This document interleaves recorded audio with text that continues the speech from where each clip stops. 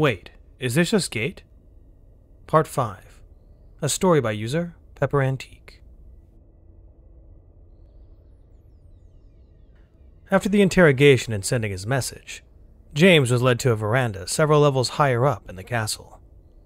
It was a simple space, tiled floor that swept out in an arc from the building. It had an awning made of white stone lattice that looked like marble going up about 20 feet. The lattice was weaved through by a vine that reminded him of his mother's star lavender vine she'd grown since he was a kid. But the flowers were a bright red, and they smelled like cinnamon. But as interesting as the flowered awning was, the view was what really stole his attention. Normally, he would have noticed the sprawling estate of the castle they were in. The acres of garden, the small training area, the stable, the farm field complete with greenhouse, and an area that he was fairly certain was a parade ground. He also might have noticed nearly a mile away that there were walls, roughly 100 feet tall, being patrolled by guards and having ballista and catapults spaced here or there. But James was too busy looking up. So there is a sun. Good, I'll be able to charge my phone. Looks like the moon is coming up too, but holy hell, this planet has rings. Looming over a good portion of the sky was a long arcing smudge of brown and blue that he recognized immediately. Only a few years before, NASA had finally revealed the images that a probe had taken of the rings around Neptune, all of which had been taken from within the outer edges of the planet's atmosphere. The images had fascinated him. Space always had. And now he was looking at some honest-to-God planetary rings from the surface of a planet. And he wasn't even wearing his full uniform, much less an EVA suit or something. Whoa, was all he could manage. You mentioned needing sunlight earlier. I wasn't sure if you had a chance to take a good look out a window yet, Kella said from beside him. I figured you might like a chance to see the sky firsthand. Yeah, this is nice. He was clearly distracted. Thanks. How does it compare to your home? Honestly, kind of blows it out of the water. Really? The werewolf asked, a hint of confusion in their voice. Yeah, we don't have rings around our world, he said. That's some real sci-fi type shit. Sci-fi? Some other time, James said. That's a lot to unpack. You'll understand once I do, though. At this, the werewolf simply shrugged and looked back out, though they seemed to focus more on the training grounds, not that James noticed. After another minute or so, the wind picked up, and James felt a chill and shuddered from the cold.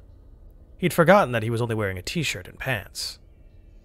Come, night is nearly upon us. The wolf began walking toward the door inside. I will show you to the baths, and we shall get you some proper sleepwear. Yeah, James replied. He took one last look before turning around. 2 moons. Cool. Suppose I can't be too surprised. Rings. Fucking wild, man. He thought before walking inside. After a few minutes of walking in contemplative silence, Kella and James arrived at the baths. It had a picture of a bathtub with steam coming out of it, and more of those symbols that James couldn't understand. Please, go in and do whatever you need to refresh yourself for the night. I shall go find some sleeping clothes for you, Kella said while looking out. There are servants in there to aid you as needed. I'll meet you afterwards. Oh, okay. You don't need a bath? We werewolves use different bathing areas. Fur, Kella said, after seeing his confused look. Ah, gotcha. Guess that makes sense. The bath was heaven. James had never been a spa and nail day kind of guy. His first NCO back home, Sergeant Thompson, had sworn by mani-pedis and spa days, especially after a field exercise. But James had never seen the point. But he definitely was a jacuzzi tub kind of guy. He had fully intended to get one installed whenever he settled down and started a family in a house of his own. Not that that was an option anymore.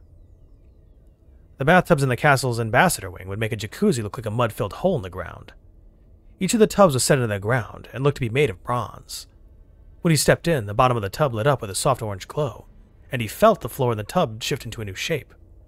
As he lowered himself into the water, he felt the water quickly rise from the room temperature it had just been, up to a nice balmy warmth that felt absolutely perfect.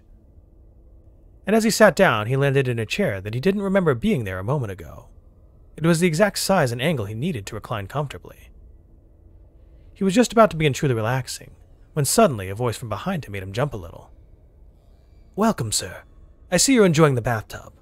The royal family had them installed especially to impress guests here at the castle," said a well-dressed young man holding a basket with bottles in it.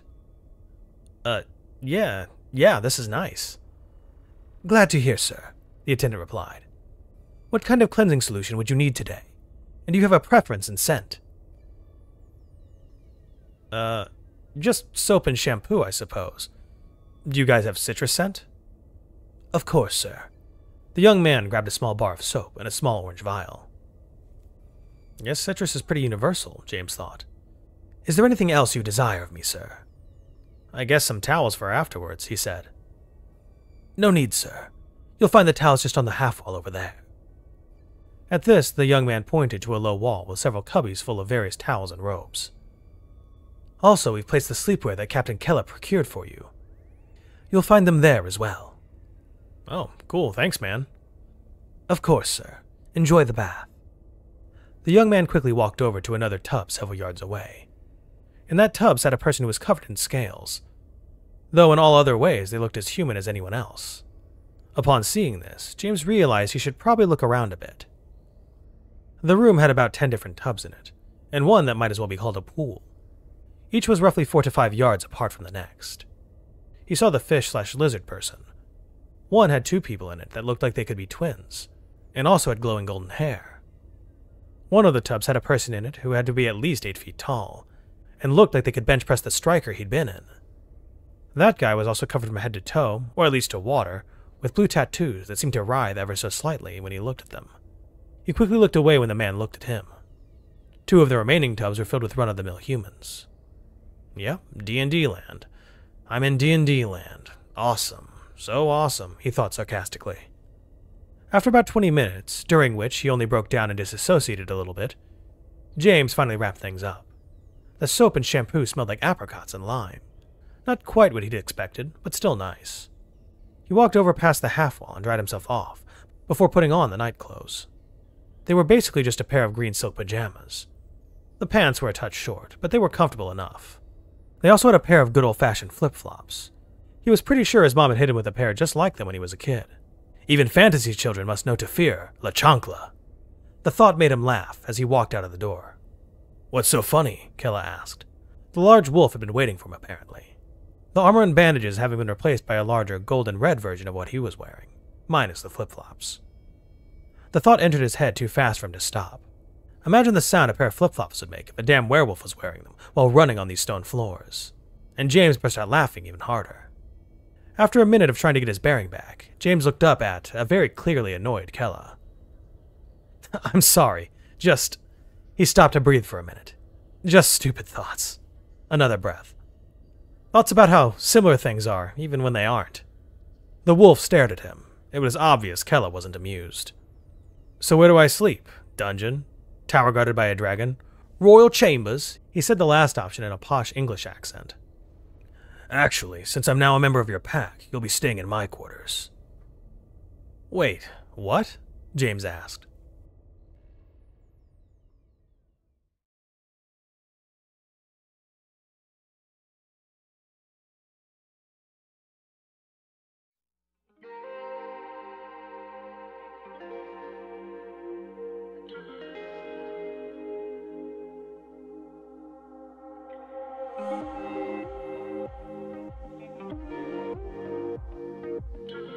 If you're new here, welcome aboard.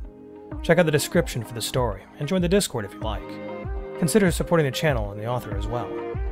It's a dangerous world out there, but remember to be brave and look up to seek the stars.